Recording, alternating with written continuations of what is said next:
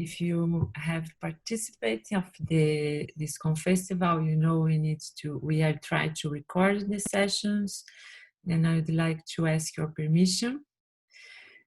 Nós vamos, se você está participando aí do Festival, tem alguns brasileiros, eu vou falar em português também. A gente pede para gravar, né, as sessões sempre que possível, então eu queria te pedir a permissão. Se a gente está ok para você, você pode colocar ali no chat. You can write in the chat if it's okay for you. We record.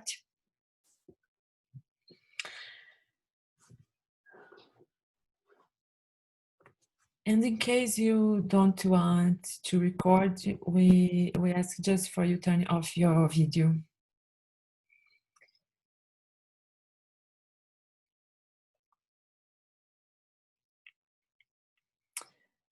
So I'll be here to support you, John, and maybe in some translation if it's necessary for Portuguese or Spanish. And I pass the word for you, and it's you, John, your session. Thank you, Liz. Tonight in Australia, 9 o'clock at night. Liz and I last night discussed this special session for people on Dragon Dreaming, to make an open session for people to share experiences they've had with Dragon Dreaming. Any special questions you'd like to ask, or you'd like an answer for from me, or from Liz, or from the other people who've been involved in Dragon Dreaming. That was the special intention of tonight, because tomorrow is the last session in the Con Festival. And we'll be looking at where to from here for the future of the Dragon Dreaming movement, international and worldwide, and in the future of the Dragon Dreaming movement in Brazil too. So that's the intention. And Liz has started recording. So I'll pause there and let Liz, for the Brazilians who have difficulty understanding my English, possível fala em português. Yeah, let's know who has difficulty with the English, because we also have many people from speak German, and I think to be the simultaneous translation will be complicated. So everyone, it's okay. Maybe if you have some doubt in some words, or you don't understand, you can write in the chat. Then I can help you. Okay? Yes, John. Great.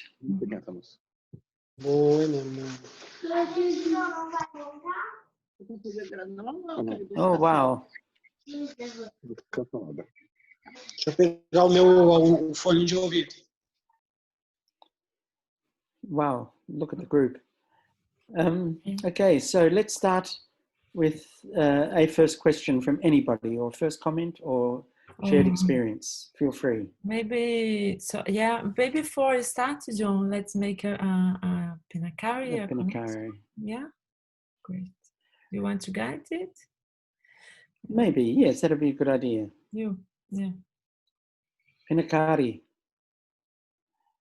Pinakari is a way of listening and being that comes from the Aboriginal language that's spoken in the Great Sandy Desert in Western Australia. I was very fortunate to go there in 1969.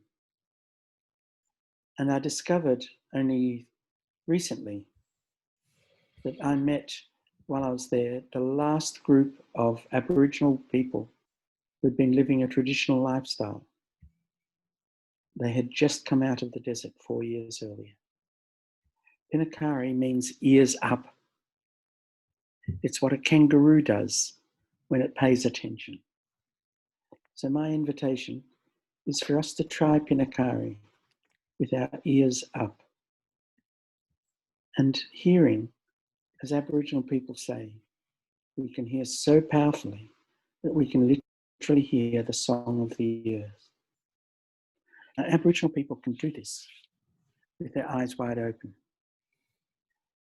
In Dragon Dreaming, I have been teaching people to do Pinakari with their eyes shut, because so much of our senses in our culture come through our eyes, and our eyes tend to drown out other senses we have and stop us from being able to pay attention to some of the other 100 senses that Aboriginal people talk about that they are able to have.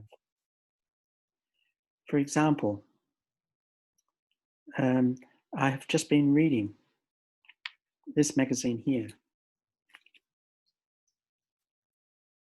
which is about your thinking body. What the scientific research is showing is that we don't just think with our head. We think with our entire body. And they have discovered that people can literally hear the sound of their heart. And people who do are able to listen in a different way than people who don't hear the sound of their heart.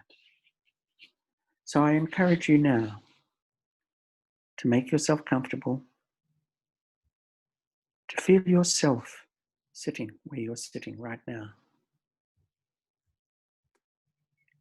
Feel the pressure of your chair under your bottom, or the pressure of the chair at the back that I'm feeling.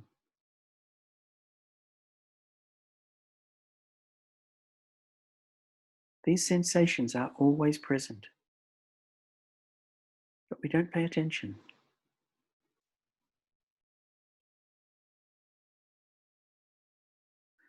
And with your attention too, hear the sound of your breathing.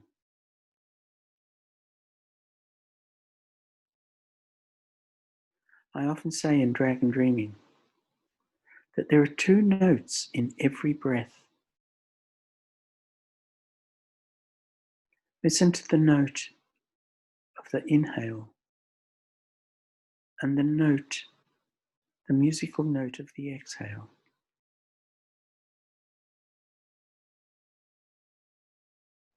Now, believe it or not, if you've got scientific equipment sensitive enough, you can find that those 2 notes are never once repeated in your life. Each sound of the inhale and the exhale is different.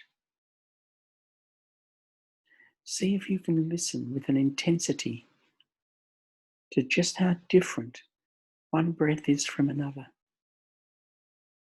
Can you hear it?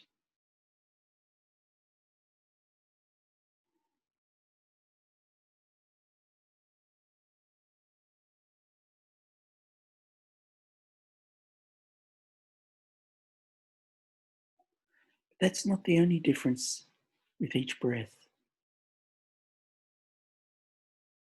See if you can sense right at this moment how the air that you breathe in is cooler than the air that you breathe out.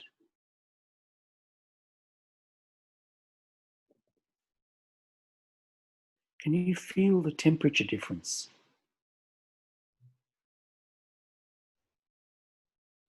Between inhale and exhale.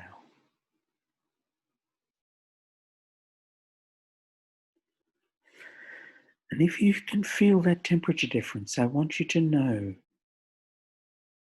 that that difference in temperature comes from the sun.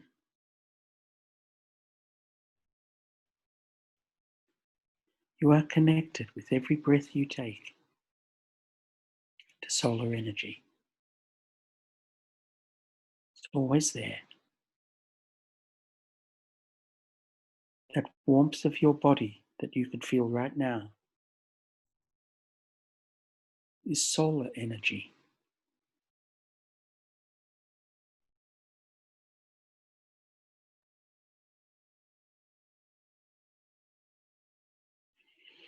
Now,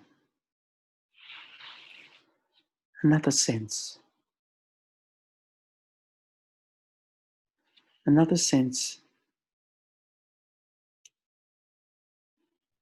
is the fact that when you breathe in, that air is just a little bit drier.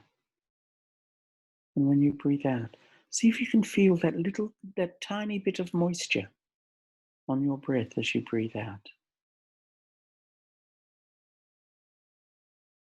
Can you feel it?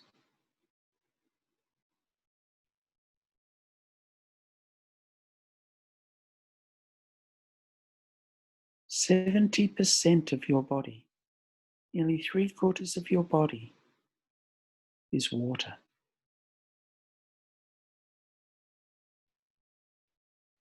And if you count all the molecules of water that come into your body each day and leave your body each day,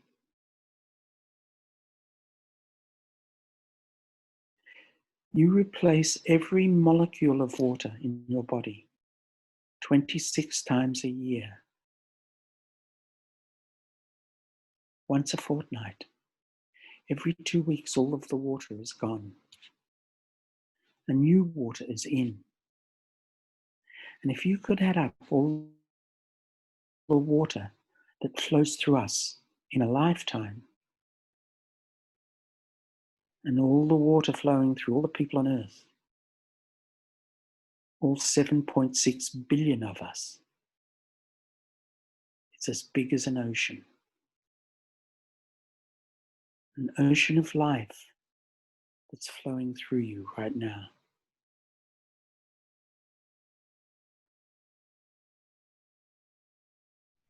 Now, these are just a few of the extra senses that we have. See if you can sense your heartbeat right now. If you really focus, you can.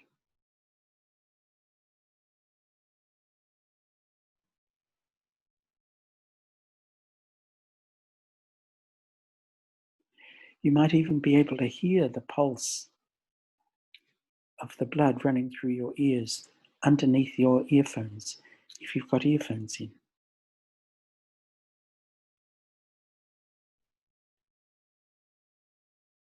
I can. Maybe you can too.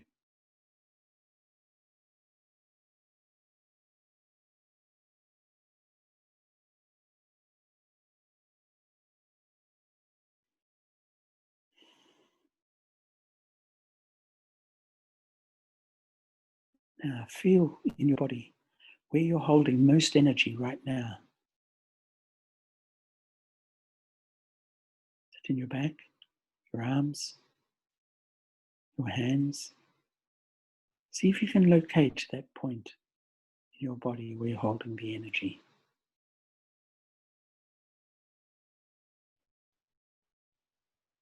And if you can feel it, feel that energy and see if you can consciously relax that energy so it can flow freely through your body.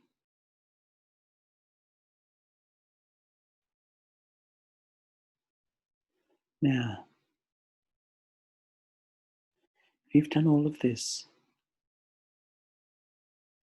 if your eyes are shut, I want you to open your eyes and look around you. You may find that colors seem brighter and sound is much stronger and clearer than before. This is the gift of Pinakari, because we consume so much energy just in everyday thought. And if we can silence that energy just for a few moments, we can see and hear clear. Thanks, everybody. Thanks for the opportunity to share this deep listening with all of you. And perhaps now somebody has a question, some aspect of dragon dreaming that you've been secretly storing for some time and you'd like to ask about. please feel free. Thank you, everybody.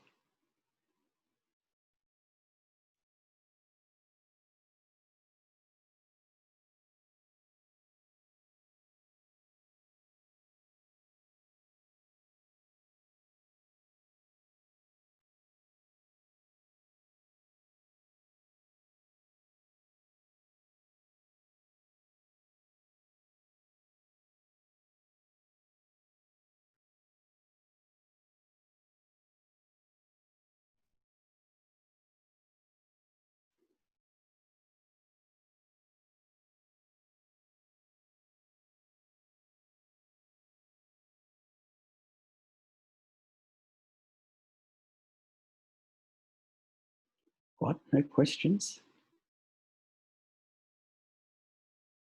You know everything, all of you, that there is to know about dragon dreaming. Feel free. Well, I have one, John.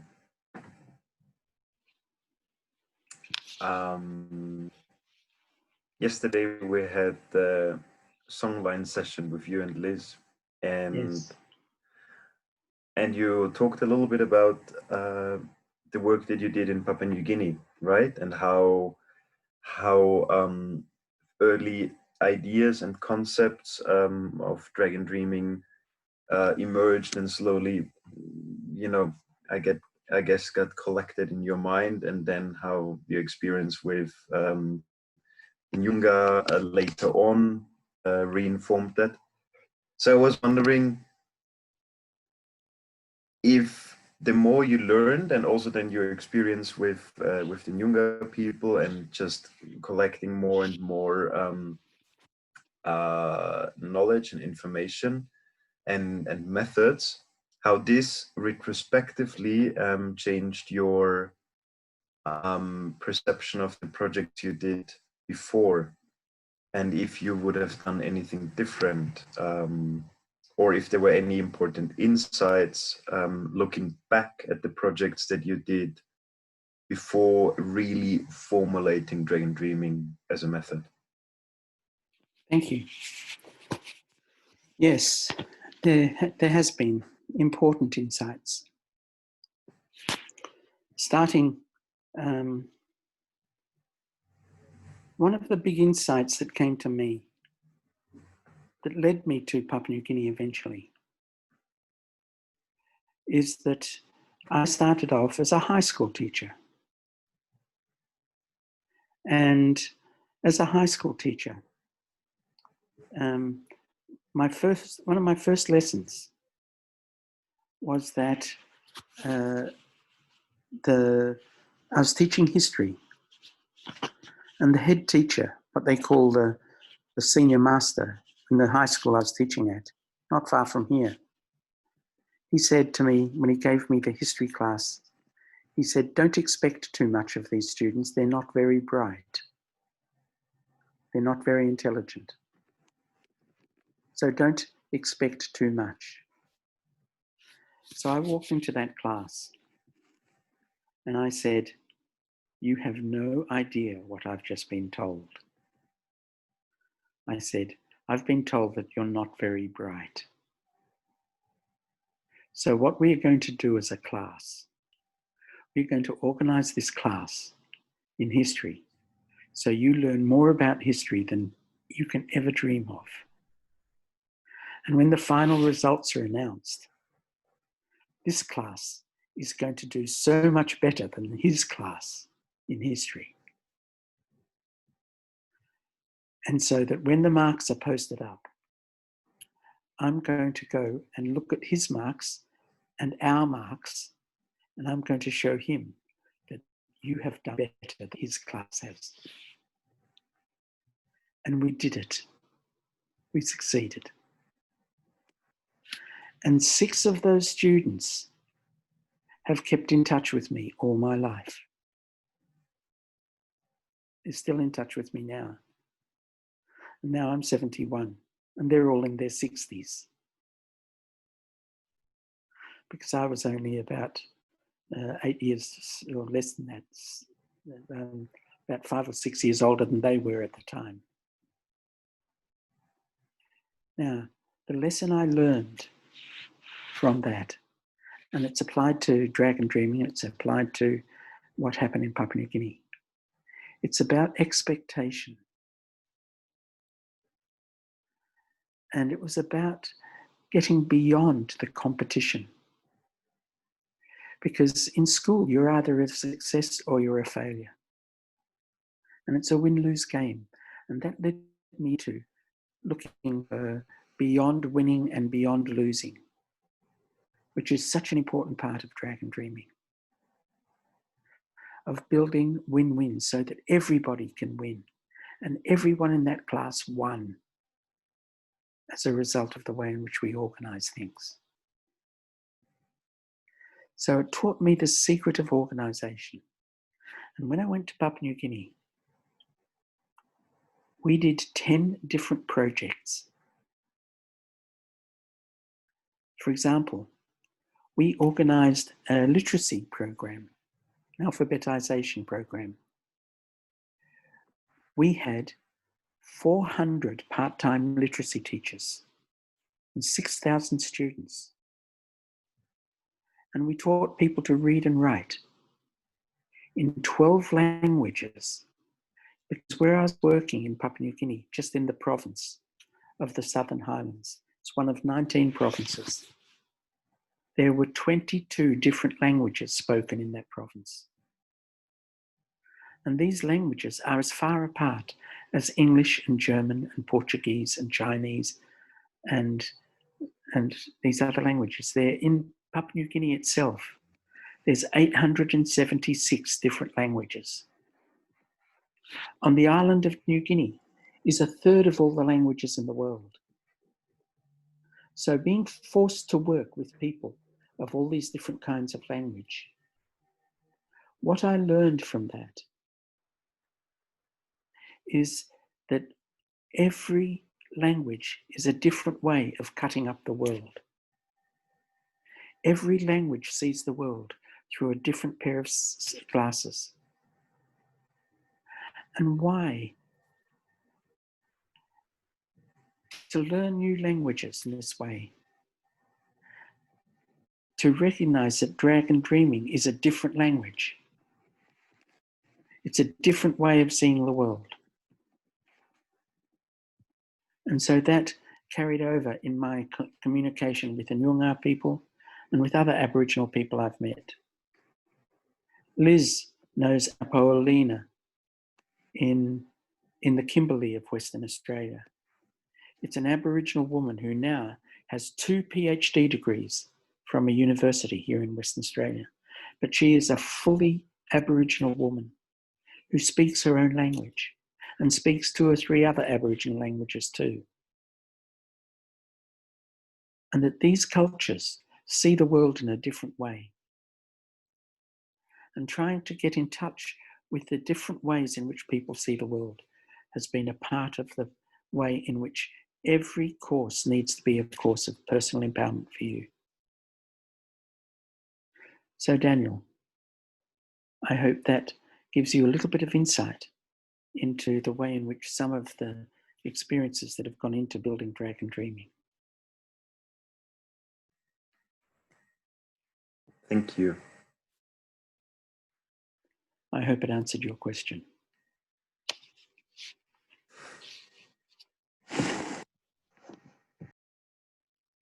Someone else with a question.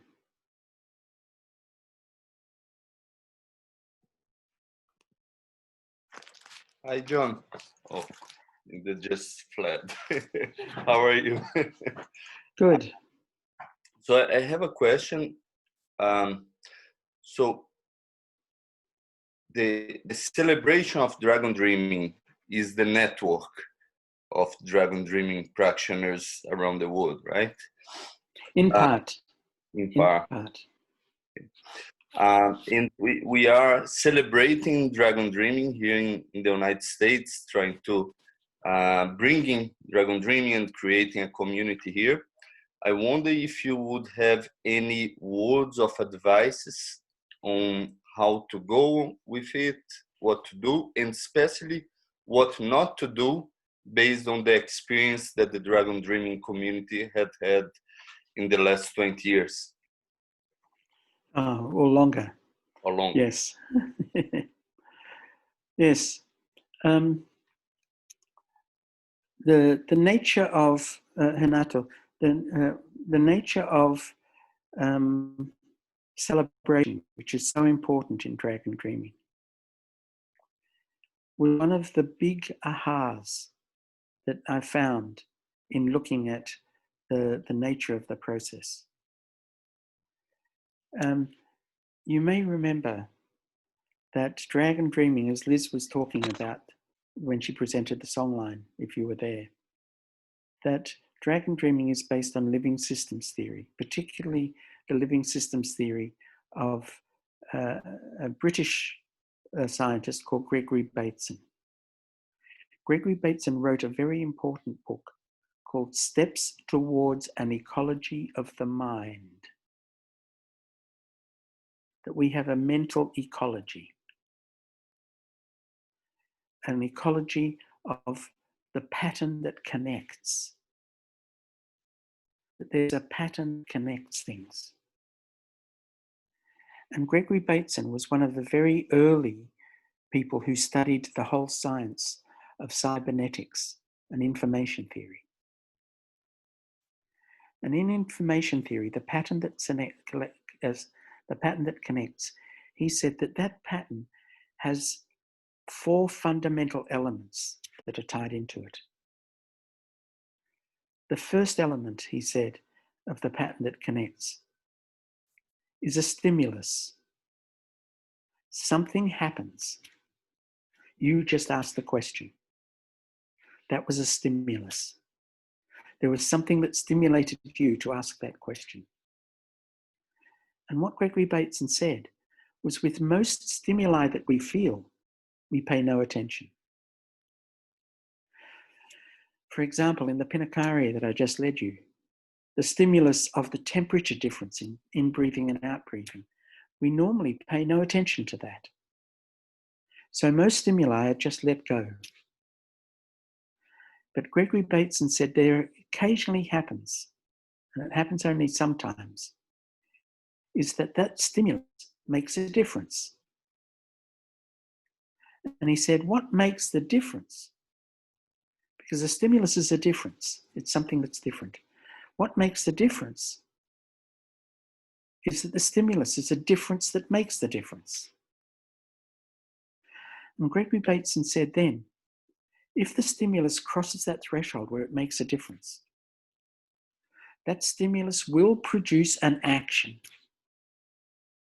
For example, Renato, you have a cup of coffee or a cup sitting in front of you. And there was a stimulus that you are aware of that cup. And it made a difference because you picked that cup up and you sipped from it just now. That's the action.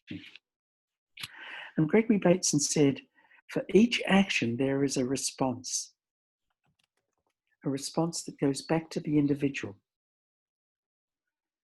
And that response leads back to the stimulus that you just had. It can reinforce that stimulus and make it stronger, or it can weaken that stimulus and make it weaker. But there's always a response. So the 4 steps are stimulus, threshold, action, and response. Now, the question then in your project and in Dragon Dreaming is, what is the stimulus to your project? The stimulus to your project is an intention that you have. But with intentions, a lot of us don't carry through with our intentions. For example, I'm aware that I need to lose weight. That's my intention. But that intention needs to make a difference. It needs to be translated from just being an intention into becoming a real possibility. And if it becomes a real possibility, then the action that follows up with that is a change in my behavior. I behave differently. And that change in behavior is a feedback that will make that intention stronger or make that intention weaker. So that's the next level, if you like, another dimension to the living systems theory. But how do I know that it's the right intention? Or how do I know that it's really possible? Or how do I know that that behavior is the right behavior?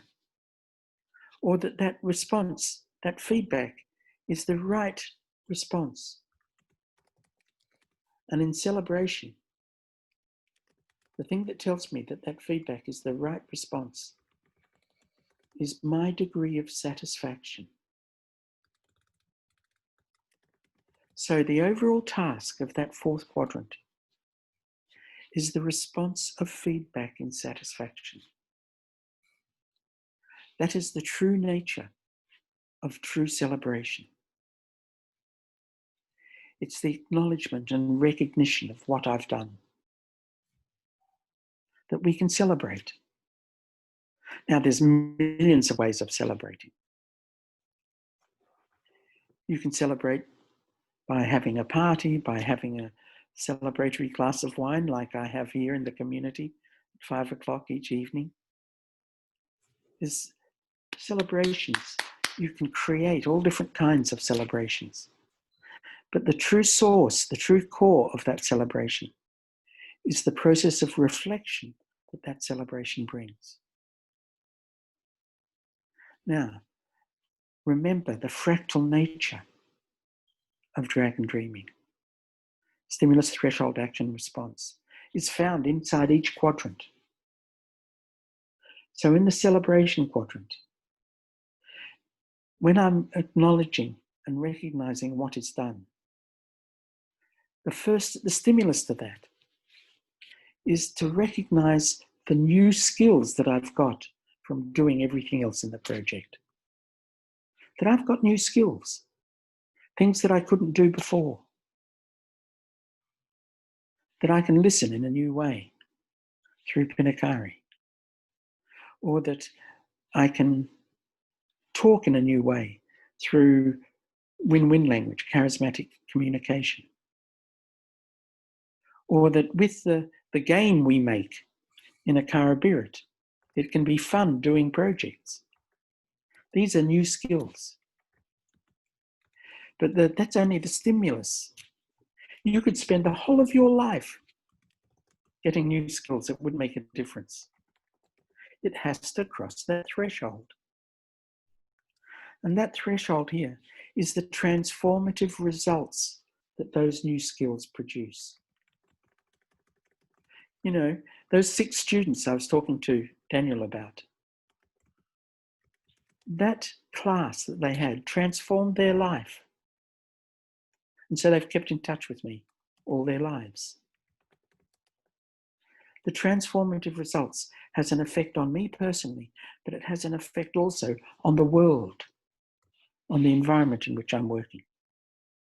And we need to be aware, to cultivate the awareness of those transformative results.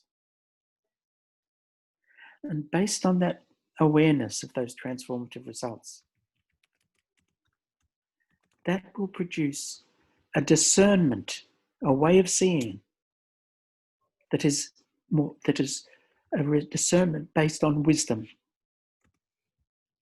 a discernment of sabedoria, sagesse, Weisheit in German. And that wisdom, as it grows through that process of reflection, will change the way in which I use those skills in the future. So that's the nature of celebration. Celebration is very closely linked to the word commemoration. Commemoration, it means to memorize, to remember. Com, meaning together. To remember together is the source of commemoration. It's the source of source of of celebration. Liz, would you like to add something about the celebration? Thank you, John. No, just to say that I did a session especially talking about celebration, and it will be in the YouTube channel. Then people can see our discoveries and research about dragon dreaming and the celebration step. I think basically is that, and in deep level is in this recording. Thank you. Renato, does that answer your question? As it gives very good insight for our way forward here. I don't want to monopolize this session. I mean, with the other questions, if there is, or anybody could give us advice on how to move forward with building a dragon dreaming community or empathy-centered organization. That's the things that we are at right now here. But that was very good insight. Just quickly for you, for building the organization, start with yourself. Start with yourself and the close community around you. And do something small together. And celebrate that. And as a result of that celebration, people will want to try something else. And then let someone else lead for a while. You can propose the first one.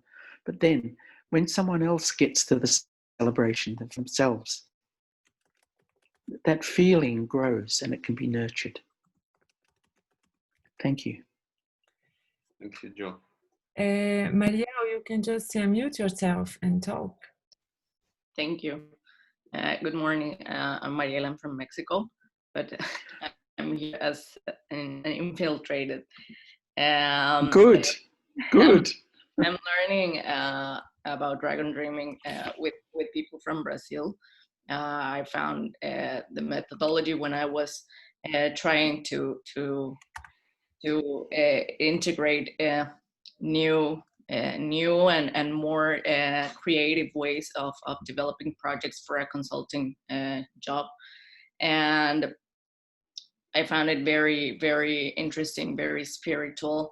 And I found out that in Mexico, we don't have any idea of dragon dreaming, because I was trying to find some program in Mexico and I couldn't find it. So I'm involving it in a Brazilian program, but I read the book in Spanish, and I'm trying to include. I am including it actually, and a friend from Brazil helped me how to include it in the consulting job I'm applying to. Because it is to work with the Mayan communities actually here in Mexico to develop projects of agro industry. They are working with the Nature Conservancy to develop more environmental friendly ways of doing business. So the Nature Conservancy was very, very happy to find out that we could work this way. But the rest of my work is with business as usual companies, and I don't know how to get them involved, or how not to not just scare them, but they to make them more familiar, to invite them to get involved in this kind of project development tool, because I think here in Mexico we aren't. What I have found out with by studying with a lot of people from Brazil, not only dragon dreaming, but a lot of other kinds of stuff, that here in Mexico we are some steps behind implementing this kind of philosophy. You know, that spirituality can be just as well connected to the intellect. So any advice on it? Thank you. Yes, Yes, well, congratulations, Maria. Thank you for your courage in taking this work on. And it's interesting in terms of the thresholds in Dragon Dreaming. You spoke about spirituality, but the intellect has to be there too. And so does the body have to be fully present, and your emotions fully present. And the degree to which we can integrate these 4 different aspects of our intelligence. So we have a social intelligence, we have an intellectual intelligence, we've got a physical intelligence, we have a spiritual intelligence too. And the more we can integrate, the easier it's going to be. So that's one thing. Second thing, with working with conventional businesses, what I find is that very often the primary motivation for people being in business is to make a profit. And the profit is usually worked out in terms of money for shareholders. And so it's the shareholder who, in conventional businesses, is considered to be the stakeholder in that business, because they can lose their money. But in Dragon Dreaming, what we teach is that they are not the only shareholder. They're not the only stakeholder in any business. In fact, in any business, there's 4 other stakeholders than the people who put up the finance. The first stakeholder in any business are the co-creators of that business. Now, the co-creators are not just the bosses and the managers and the board of shareholders. Every employee in that business is a co-creator. You see, the source of the true profit in doing a business is that people get involved in these things in order to improve the quality of their life. So the secret to engaging with conventional businesses is to look at how does that improve the quality of life? The quality of life of all of the co-creators of that business. Now, the second group, other than the co-creators, the second group of shareholders, of stakeholders, if you like, are the people who are the clients or customers of that business. And they too are wanting to improve the quality of their lives. That's the reason why they get involved in buying the product that that business provides. And so the more you can focus on improving the quality of life of the customers or clients of the business, the better that business will go. So there are 2 new sets of stakeholders and the financiers. The third group of stakeholders to any business is the host community in which that business is located. And the question you need to ask here is, does this business make that community stronger or weaker? Does that business, that negocio, the whatever it is in Spanish, I don't know, does that community benefit? Or does the community suffer as a result of that business? Because so many companies take more resources out of the community than they give back. And so in many communities, they collapse as a result of the businesses that are operating there. So that's the third group, the fourth group of stakeholders: the financiers, the co-creators, the customers, and the community. But there is one last group that is really important. And that last group is the planet itself. How does the planet benefit? So many businesses are actually destroying the planet. But what we need to do is find ways of helping those businesses transition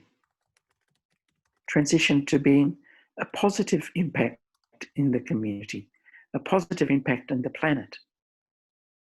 Now, what you are capable of showing as a business consultant is to find somebody in that business who is doing those sorts of things that I've just spoken about. They'll be there.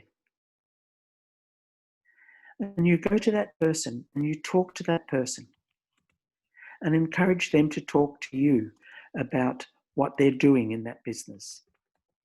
And when they say something that relates to those shareholders those stakeholders that I've mentioned, you can say to that person, wow, yes, I would love to get involved with you in making that work you're doing even more effective than it is now.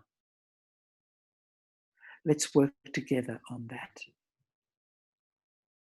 And you will find in any business there's someone like that. And it can be a doorway into your work as a consultant. I hope that I've answered your question. You did. Thank you very much. Very clear. We have some questions here in the chat. I read to you, John. Yes. From Paulo César, Brazil. Paulo César. Hello, Paulo César. He say, John, right now that we are living just now, what we are living, what's essential for those who want or make the big turn? Well, there are resources available. And there's two books called there's a book called The Great Turning, and I'm sure it's possible in Portuguese. And that book will be filled with ideas for you. That's one. The second thing to recognize in The Great Turning, Paulo César, the biggest blockage for your projects is you. The biggest blockage in my projects is me. And the Great Turning isn't just out there in the world. It is out there in the world. The Great Turning happens for me every time Liz and I have an argument, because it confronts me to make a turning in myself. And hopefully by making that turning in myself, I'm more effective in making changes for the world.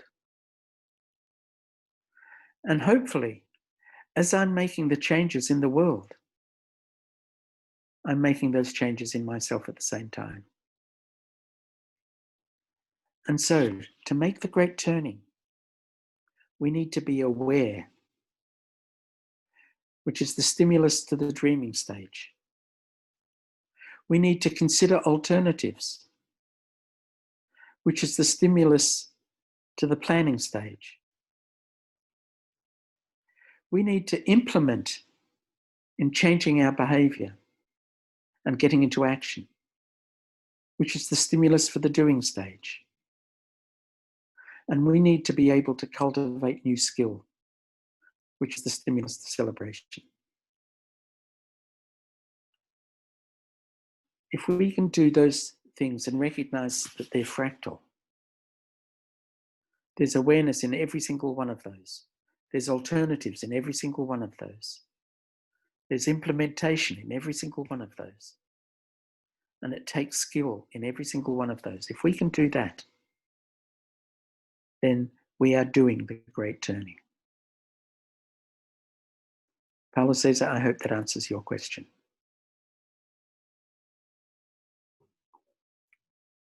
We also have the question from Felipe. I don't know, well, probably it's Brazil, but I don't know from where, what states. He asked, I'm looking for the courage to act in the neighborhood community.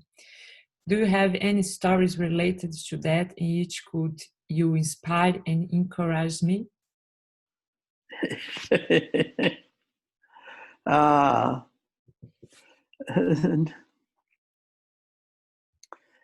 One of the members of my community here is a person who's done dragon dreaming. His name is Bryce Martin. And he tells a story that happened in his community. Was that he was driving down a street past a vegetable farm. And he noticed that this vegetable farm had been growing tomatoes. And those tomatoes were falling on the ground and rotting. So he went and spoke to the tomato farmer and asked why. And the tomato farmer said that to harvest the tomatoes at the moment, the cost of the labor, the cost of the harvesters, the people who have to come and pluck the tomatoes off the bushes, is so expensive that if he adds that cost when he takes these trays of tomatoes to market, he cannot make a profit. And so my friend said, if I can organize a group of people to come and harvest your tomatoes, can they keep half? And the other half of the tomatoes are for you. And you don't need to pay them at all. And so that's what he did. He went door to door down his street and knocked on the door. And what he discovered was that there were 3 women in his street from Italy. And these 3 women had recipes for making tomato sauce. 3 different recipes for making tomato sauce. And so he went to the farmer and he got all of those people to harvest the tomatoes. They harvested 24 tons of tomatoes. So that street had 12 tons of tomatoes left over afterwards. And then he organized a party where everyone in the street came together and they made tomato sauce. And everybody in the street went home with many, many, many jars of tomato sauce that they had made. And some people even sold tomato sauce. That was the first year. The second year, he got the people in the street to go and harvest the tomatoes again.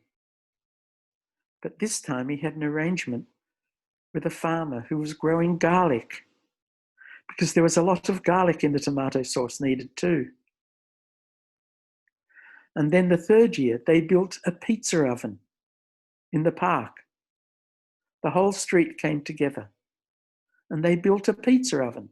So they not only had the tomato sauce and the garlic, but they had a big street party where they all had pizzas. And then, what happened then, he persuaded the people in the street to make a beer for the street party. And in this way, that street prospered as a community.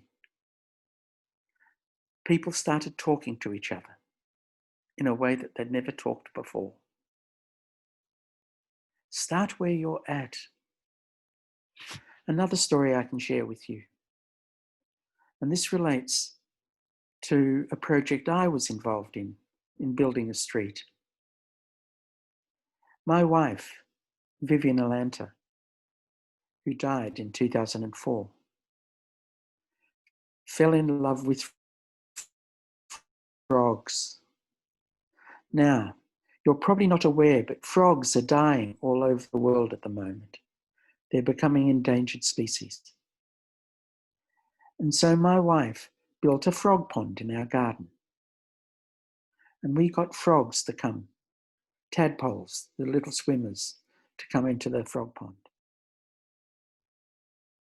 And over the years, there were 5 species of frogs that had disappeared in Perth, my city, that she got breeding from our garden. Now, there was a man over the road who had a lovely native garden with a big pond in it. And my wife said to him, you know, you could have frogs in your pond. And he said, I hate frogs. And she imagined there was something traumatic that happened in his past. Maybe someone dropped a frog down his shirt when he was a child. But then one day he came across and he said, I saw a program on television how frogs are disappearing. And my wife said, well, you can have some frogs in your garden if you want. And he says, oh, don't worry about it. If the frogs want to come, they'll come. And so that night, she got a bucket and filled it with the tiny tadpoles and tiptoed across the street and tipped this bucket with tadpoles into his pond. Now, 6 weeks later, that man's wife came across to Vivian, my wife, and said, Vivian, come look. And she pointed to the pond, and there were all these big tadpoles growing legs. And she said to Vivian, Vivian, it's a miracle. And Vivian said, yes, it's a miracle. Now, another story of the frogs. One morning, there was a knock on the door, and we opened the door, and there was the woman from next door, another woman. And she said to Vivian, Vivian, your frogs kept me awake all night. Vivian said, yes, it's sad, isn't it? You know, 100 years ago, people went to sleep with the noises of nature. And they would have been really upset with all the traffic in the street. And now we go to sleep with the noise of traffic. And we get upset with the noises of nature. What is the world coming to? And the woman went, rah, rah, rah, rah, rah, rah, and went home. But shortly afterwards, her 2 sons came over to our house and said, can we have some water plants? Our dad is creating a pond. And Vivian said yes. And so she gave the children some water plants. And the very next day, those children came and they said, we've got tadpoles, we've got tadpoles. And Vivian said, it's impossible. Frogs don't breed that fast. But she discovered that these tadpoles were a species of frog that lays the eggs on the plant. And so she'd given them the plants that already had eggs on them. And a long time afterwards, I was working in the front garden and I heard the woman next door who said the frogs had kept her awake all night call across to the woman over the road and she said, have your frogs got legs yet? Mine have. By the time it finished, we had 19 frog ponds in that street. And those frogs had got the neighbours talking to each other again. And so we started a street newspaper. The street's name was Camberwell. And we called it the Camberwell Croaker, in which we put little stories about the frogs and about the people who lived in the houses. In that street newspaper, it was just one sheet of paper, back and front, and we put it into everybody's letterbox. And we said, if you'd like to receive your street newspaper electronically, please give us your email. And so a lot of people gave us their email addresses so we could send the newspaper out direct to them through the email. That is the way to build community in your street. Find what is something small and that brings the people together. It can be tomato sauce. It can be frogs. It's stories that bring people together. Find a story that you can create for your street, Felipe, and build those connections with people. A community is characterized by the quality of communication that link the people together. If you can improve the communication between the people in your street, you'll build community. Thank you. And the time is the end now, but Daniel Serrão wants to make a question. Make we close with this last question? Yeah. Hi, John. Hi, Liz. My question is about win-win society, because now I'm starting to make projects with people who don't even know what's dragon dreaming, and it's been very difficult to make people work together with like little communities, like little conglomerates of people, and people just can't understand, always put the profits. And I'm with this question because every time we put our energy and we become more and more tired after we do our project, we do our activities. And my question is this: how do I put people to understand win-win and corroborate to make win-win happen when they don't even know and they don't even care? Okay, quickly. We live in a win-lose world. So imagine that this is one dimension. That's where you're a loser, that's where you're a winner. Now, this is another dimension. And this is where I'm a winner and where I'm a loser. And that creates a grid of 4. Now, in the win-lose world, if someone is a winner, someone else is probably going to be a loser. Or if I'm going to be the winner, someone else will be a loser. So that's the conventional world, and we play like this all the time. In a world where there are winners and losers, that game is only sustainable. It's only sustainable if the loser has a chance to become a winner later on. If the loser is going to be a loser every time, what will they do? They'll leave. And for every person who leaves a project, they tell others that the project didn't work for them. Which means it has to be, if it's sustainable, it has to be a project of win-win. And the way to do that is easy. The way to do that is through sharing of dreams. And say, what is the dream that will make this project happen for you? What would enable you at the end of the project to say, wow, I am so glad. I'm so glad that I got involved in that project, and deliver on that promise. If you can deliver on that promise of making people's dreams come true, then you will find that people understand the concept really easy.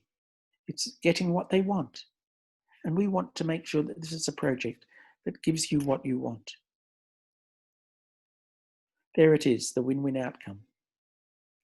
And that's what we're trying to move towards. Thanks, Liz.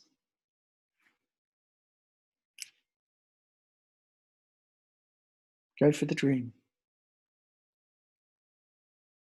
And keep going back to the dream. Don't just do it once.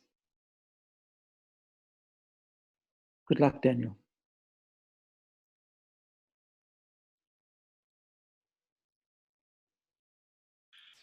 I had a network problem, but I think I can see the recording.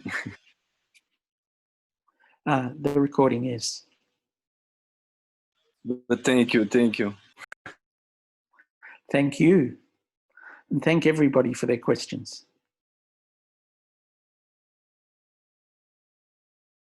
Liz, you're muted. Yeah, sometimes we forget. So it's later from in Australia, and I think it's today and tomorrow we have other talk. Well, we have Elson now. Well, are you available, John, for the last question? Yes, I am. Okay. Yes. Okay, the last one. Elson, do you want to speak or do you want to write?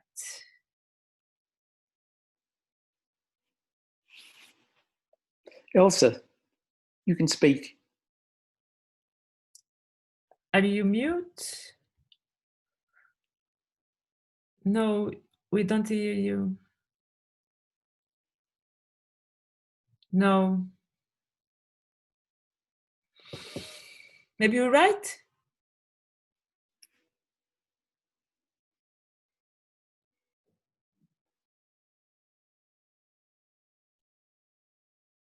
We cannot hear him.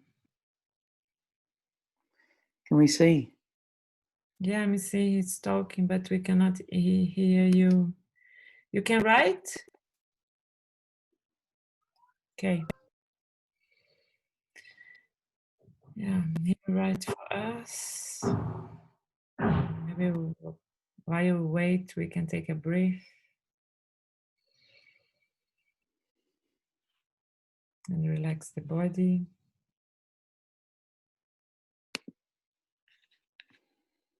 And open ourselves.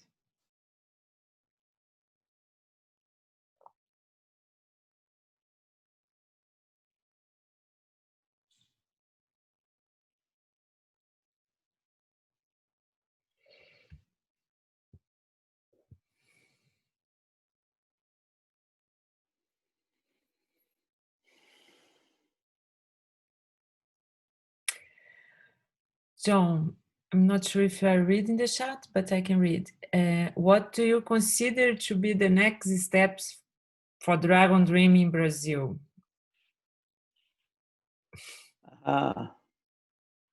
That's for tomorrow.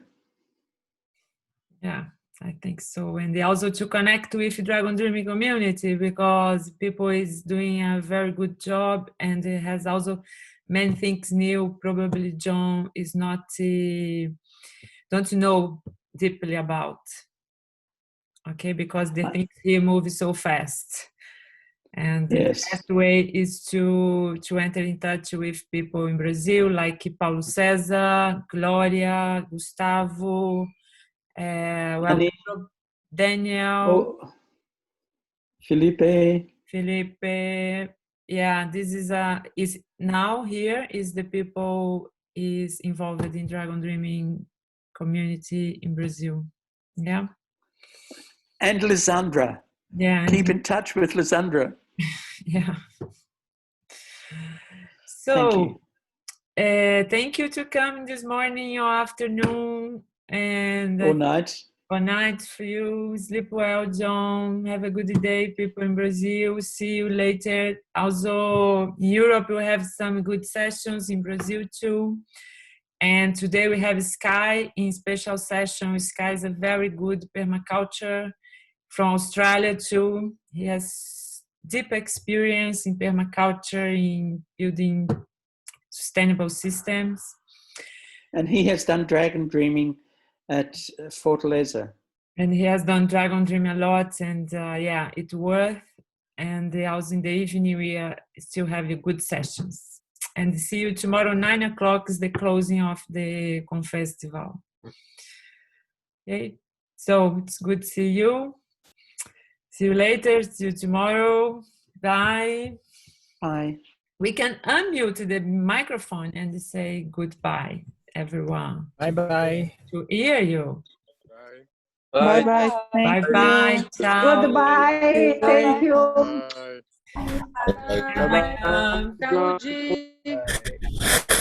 Onde é que vai ficar a gravação da